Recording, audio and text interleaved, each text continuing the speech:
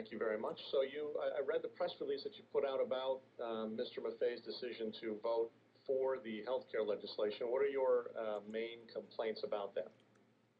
Well, I think first of all, we don't know. This bill isn't final. It's not been posted. It's not been rated by the Congressional Budget Office, so we don't know the impact of the cost to this area. So he voted yes on a bill that we really don't know what that bill contains.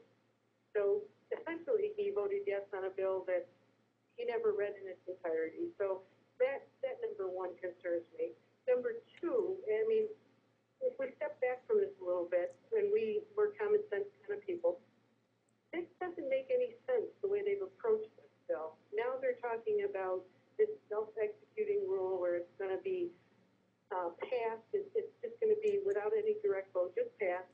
And then they're going to amend it and make the changes to it, and then they'll vote on it. This is insanity. I mean, aside from the substance of the bill, that's not the way Congress should do business. There should be transparency. There should be a discussion. There should be so when anyone acts like this in the Congress, the way they're acting in the slaughter rule and Nancy Pelosi, you say to yourself, what is it that they're trying to hide here? Why don't we have a good picture of what healthcare is going to look like? It's a smoke and mirrors kind of approach. And so all those things concern me. And then when you look at it up closely, the things that we do or we have heard maybe in it, you know, the impact of taxes in this area, the fact that healthcare, and let me back up just a bit, because I want to be clear. I think that everyone agrees healthcare, particularly the cost of healthcare, needs work. It needs reform. But let's do it incrementally. Let's take one piece of healthcare and say, okay, we're going to address the cost of healthcare. This sweeping legislation is unyielding. I mean, we can see how impossible it's been to deal with this bill because it's too broad, it's too sweeping. Let's take up incrementally. Let's address the issues within healthcare, and then let's do that. Let's do what's best for the nation and for the district.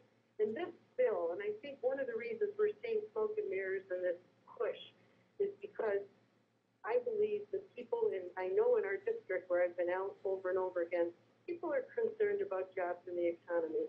Healthcare is on their radar screen, but nowhere near the thought about being able to feed their families and take care of their families and pay their bills.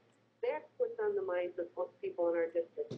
Beyond that, yes, healthcare and the need to reform healthcare so we can keep the costs down, we can have access to healthcare, that's on the radar screen. So. What, excuse me, what most concerns you in the bill itself?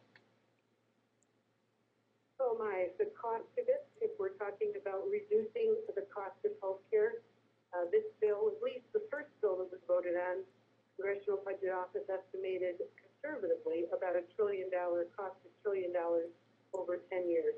So that's not addressing the cost issue.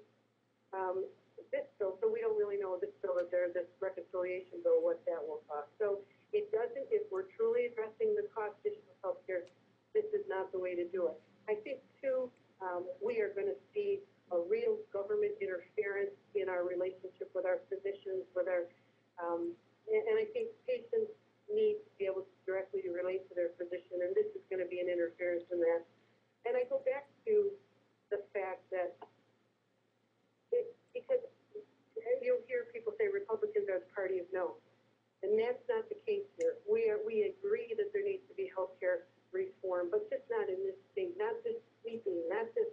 This is a government attempt at the takeover of healthcare.